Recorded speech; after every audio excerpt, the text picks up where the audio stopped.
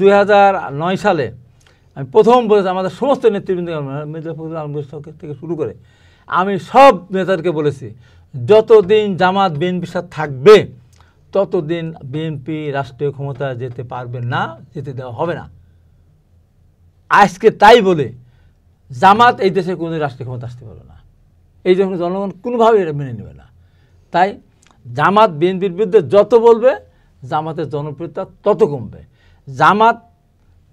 জামাতের আত্মা হলো বিএনপি, এইটুকু যদি আমি বলি। তাই কারণ দেখলাম তো, আমরা দেখেছি 2001 সালে আমার ততগুলি জায়গায় বিএনপি সমর্থক এমপি হয়েছিল 18টা না কয়টা। 96 সালে বিএনপির বিরুদ্ধে আন্দোলন করেছে না, কয়টা আসন পেয়েছিল? 300টা। একটা শূন্য কাটেন কয়টা? 30টা। আর একটা শূন্য কাটেন তো কত থাকে? 3টা। আর বিএনপি পেয়েছিল 116টা। তাহলে বুঝতে হবে জামাতের মধ্যে বিএনপির আত্মা নাই লুকায়, জামাতের আত্মা বিএনপির মধ্যে লুকায়। আজকে বিএনপির বিরুদ্ধে যত মানুষ যখন জানবে যে এই জামাত বিএনপি বিরোধী কথা বলতেছে, ওর ভোট কমতে কমতে কোথায় যাবে, নির্বাচন আসলে তখন ধরে বুঝবে।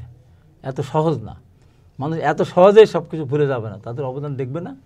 এই দেশে যাদের কোনো অবদান নাই, তার নিজের দলকে সংগঠিত করা, নিজের দলের শক্তি বৃদ্ধি করার জন্য তাকে ধরা মারা রক্ষা যা করা করেছে, দেশের জন্য তারা কিছু করে নাই, কিচ্ছুই করে না দেশের জন্য। তারা যে তাদের নেতাদেরকে যে ফাঁসি দিয়েছিল, ফাঁসি যেটাভাবে দিয়েছে, ওই ফাঁসির পরে ওদের পক্ষে তো কেউ কথা বলে না আমি হাবিব ছাড়া। ফাঁসিটা কার্যকরী, রায়টা যেভাবে ওইভাবে আমি করি নাই, যেটা আমার রায়টা সঠিকভাবে দেয়নি। আমি ওইটা বিচার ব্যবস্থার প্রতি আমি ওই জন্য বলেছি এই ফাঁসি আমি মানি না, সাইদি সাহেবের ফাঁসি আমি মানি না।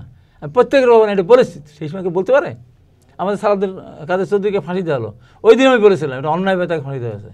সালাউদ্দিন কাদের রাজাকার ছিল না, সালাউদ্দিন কাদের বিদেশ ছিল, এবং 73 সালে যখন ফিরে আসে সেই সময় প্রধানমন্ত্রীর নির্দেশে আব্দুল কাদের মাখন তাকে সার্টিফাই করে দিয়েছিল, তাকে ধরবে না, মারবে না, গ্রেপ্তার করবে না। সেই সালাউদ্দিন কাদেরকে ফাঁসি দিয়ে দিল। আমি বলেছিলাম এটা অন্যায়ভাবে ফাঁসি দিয়েছে।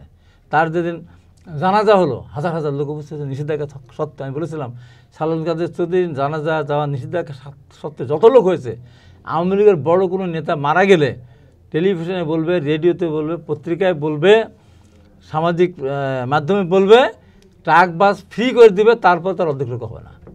সেদিন গ্রেপ্তার করতে চেয়েছিল। তা আমি তো সত্য কথাগুলো তুলে ধরেছি, ভয় তো আমি পাই না। সাইদি সাহেবকে যে হত্যা করা হলো, জামাতের কেউ মুখ খুলে নাই। আমি 5 মিনিটের ভিতরে আমি আমার ফেসবুকে আমি এই যে স্ট্যাটাস দিয়েছি, আধা ঘন্টার ভিতরে লাইভে গেছি, 40 মিনিট আমি লাইভে ছিলাম। সাইদি সাহেবকে হত্যা করা হয়েছে, কোনোভাবে সাইদি সাহেবকে জানাজা না দিয়ে, দক্ষিণ প্লাজা জানাজা না দিয়ে নিতে না পারে, 2বার সংসদ জানাজা প্রাপ্য। মৌলানা সোহান সাহেবকে তখন উনি মারা গেলেন জেলখানা, আমি বলছিলাম উনি 5-6টা ভাষার পারদর্শী ছিলেন। ওনার আপনার এলাকার? হ্যাঁ, আমার সদরের। আমার ভালো মানুষ ছিলেন। উনি জামাত করেছে কিন্তু উনি মানুষের ক্ষতি করে নাই, অতএব তার জানাজা প্রাপ্য, সেই জানাজা দেয়নি। তখন তো পক্ষে বলেছি, অন্যায়ের বিরুদ্ধে প্রতিবাদ করেছি। আজকে বলা নাই, কওয়া নাই, আমার বিরুদ্ধে যুদ্ধ ঘোষণা করে দিল। আমার 74টা মোটরসাইকেল ভেঙে টুকরা টুকরা করে দিল, আমার অফিস ভেঙে দিল, আমার আছে মধ্যে আমার প্যানেল সেভেন সহ কামরুল মামুন এদেরকে যেভাবে মারলো, কোপালো, মাথায় টুপি পরে, নামাজ পড়ে টুপি পরে মসজিদে আজান দিয়ে, তারপর নিজেরা কোরআন সব পুড়িয়ে দিল, পুড়িয়ে দিয়ে বিএনপির দোষ চাপালো এবং বিএনপিকে সন্ত্রাসী সংগঠন বললো। ওখানকে জামাতের আমির যে বিএনপিকে সন্ত্রাসী সংগঠন। আমার কথা হচ্ছে আমাকে যা বলে বলুক, আমার কোনো আপত্তি নাই, প্রতিবাদ করবো না, কিন্তু আমার দলকে সন্ত্রাসী সংগঠন বললে, আমার নেতাদেরকে যদি অন্যায়ভাবে যদি তাদের বিরুদ্ধে কথা বক্তব্য দেয়, আমি আমার কথা বলবই, আমি আমার কথা বলতেই থাকবো। আমি মৃত্যু ভয়ও পাই না, কি আমাকে মারবে, কি আমাকে ধরবে, ওটা পরোয়া করি না। অনেকবার মৃত্যুর সাথে পাঞ্জা লড়ি। এখন সামনে নির্বাচন সামনে রেখে আপনার প্রত্যাশা? সামনে নির্বাচন আমার প্রত্যাশা, সব রাজনৈতিক দলগুলিকে বলবো ওদের কাদাসূচির হয়েছে, আর দরকার নাই। একটা নির্বাচন সবাই মিলে করি, আমরা সবাই বাঁচব। যদি আমরা নির্বাচনটাকে ভুলুণ্ঠিত করে দেই, আমরা প্রত্যেকেই ক্ষতিগ্রস্ত হব, ব্যাপকভাবে ক্ষতিগ্রস্ত হব। কেউ কেউ অনেক বেশি ক্ষতিগ্রস্ত হবে, কিন্তু এটা বুঝতে কিন্তু হবে। রাতারাতি কিন্তু সব কিছু মানুষ সব কিছু ভুলে যাবে তা তো না। আমাদের ভিতরে এই যে ফ্যাচার যেটা শুরু হয়ে গেছে, যে কোনো ব্যাপারে তারেক রহমান থেকে আঙ্গুল তোলে, আমরা তো তা করি না। তাহলে এতে যে ফ্যাসিবাদ যে এই ফায়দা নিবে না, তার কোনো কারণ আছে? ফ্যাসিবাদ চারিদিকে, আমরা ফ্যাসিবাদের আমরা কী বলে আবৃত, হ্যাঁ আবৃত আমরা চারিদিকে।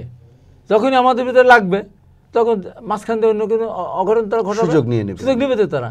তো সেই জন্য বলি ওসব বাদ দিয়ে বিএনপির সমালোচনা না করে বিএনপির আসলে ক্ষমতা আসলে কারো কোনো ক্ষতি করবে না।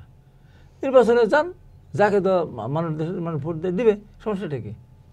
বিএনপি তো জামাতের শত্রু ছিল না, আজকে কেন বিএনপিকে জামাত শত্রু ভাবে? হাইবে না হাবি তো বিএনপি জামাতের শত্রু ছিল না, যদিও আমার শত্রু ছিল জামাত। আমার 2বার নমিনেশন কেটেছে জামাত, এটা আমার দলও জানে, সবাই জানে। তারপরেও আমি বৃহত্তর স্বার্থে আমি কোনোদিন মুখ খুলিনি। তো আজকে যখনই বিএনপির নেতাদেরকে নিয়ে এই ধরনের বক্তব্য দেয়, এরা বলতে পারে বিএনপি ভুয়া ভুয়া বলতে পারে? বলেছে তো। কারা বলেছে? জামাতের ওখান থেকে হয়েছে। এরা বলেছে জাতীয় সঙ্গীত বন্ধ করে দিয়েছে, জাতীয় পতাকা পরিবর্তন করতে চায়। আমি একজন মুক্তিযোদ্ধা হিসেবে মুক্তিযুদ্ধে অংশগ্রহণ করেছি, আমি তাই বলে আমি এগুলো মেনে নেব? আমার দল মুক্তিযোদ্ধা নিজ হাতে গড়া সংগঠন, আমরা এটা মানতে পারি না। তো এই কথাগুলি বলা যদি আমার অপরাধ হয়, আমি আজ পর্যন্ত টক শোতে কোথাও একটাও অসত্য কথা, একটা ভুল তথ্য আমি দেইনি, একটাও না। এই যে বললাম না, আমি ঘোড়ার গাড়িতে চলে আমি ঘুরতেছি, যখন সারা পৃথিবী দেখছে যে আমি টাকা নিয়ে 7 বস্তা টাকা নিয়ে গহনা নিয়ে এই নিয়ে আমি ধরা পড়েছি, আমার মনের মধ্যে সেই সৎসর আছে। আমি আপনাকে বলে যাই, এমন কোনো অপবাদ দেওয়ার মতো ক্ষমতা বাংলাদেশের কারণ নেই আমার বিরুদ্ধে, কারণ কোনো কারণই না, কোনোভাবেই না, যে কারণে আমার মুখে জোরটা এই জন্য আছে।